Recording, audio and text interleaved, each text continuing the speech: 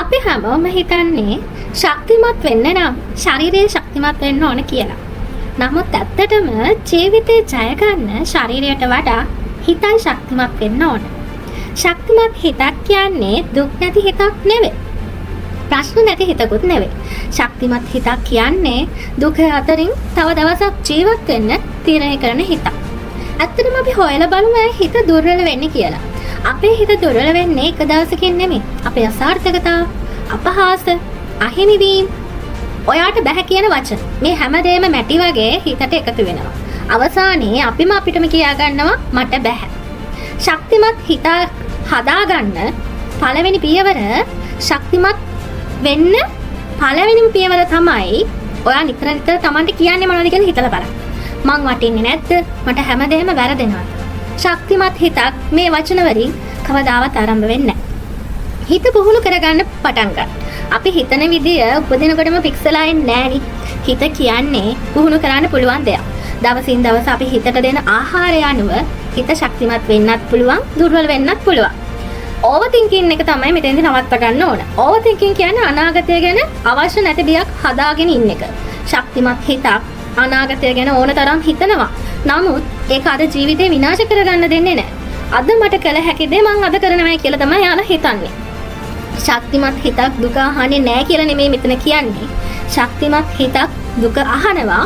නමුත් ඒ දුකේම ජීවිතේ නවත්තන්නේ නැහැ. අඬන්න පුළුවන්, කඩා වැටෙන්න පුළුවන්. නමුත් එතනම නවතින්න එපා. හැමතිස්සෙම මතක තියාගන්න තමන්ව අඩු කරලා කතා කරන්න එපා. ඔයාට අමාරුම සතුරා බාහිර ලෝකෙ ඉන්න අය නෙවෙයි. ඔයාගේම හිත. ඔයා නිතරම තමන්ව අඩු කරලා තමන්ට කතා කරනවා නම් හිත කවදාවත් ශක්තිමත් වෙන්නේ නැහැ. ශක්තිමත් හිතක් කියන්නේ බිය නැති හිතකුත් නෙවෙයි. බිය කියන්නේ දුර්වලකමකුත් නෙවෙයි. ශක්තිමත් හිතක් බියට ඉඩ දෙනවා. නමුත් බිය තමන්ව පාලනය කරන්න දෙන්නේ නැහැ. ශක්තිමත් හිතක් ඇත්තටම මේ දෙක වෙන් කරනවා. මට පාලනය කරන්න පුළුවන් දෙයි, මට පාලනය කරන්න බැරි දෙයි. මේ දෙක මිශ්‍ර කරගත්තම තමයි හිත කඩා වැටෙන බ්‍රේක් පොයින්ට් එක වෙන්නේ. කාලය හිතට හොඳම ගුරුතුමා කරගන්න. හොඳට මතක තියාගන්න. අද දුක් දෙන දේ හෙට ඔයාට පාඩමක්. ශක්තිමත් හිතක් ඉවසන්න ඉගෙන ගන්නවා. ඒ වගේම තමයි ඔව් මට තනිව ඉන්න පුළුවන් කියන හිතනවා. ශක්තිමත් හිතක් තනිව ඉන්න බය නෑ කවදාවත්.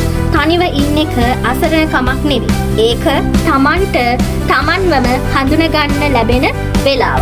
එහෙමත් නැත්නම් කියනවනම් අවස්ථාවක්. ශක්තිමත් හිතක් කෝපයෙන් පාලනය වෙන්නේ නැහැ. කෝපය හිත දුර්වල කරන විශාල හේතුවක්.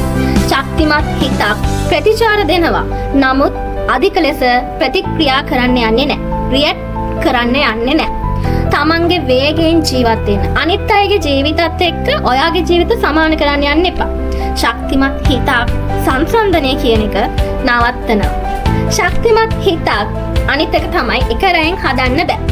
ශක්තිමත් හිත එක රැයකින් හදන්න බෑ කියන්නේ ඒක දිනෙන් දින තමා තෝරගන්න තීරණවල ප්‍රතිඵලයක් නිසා.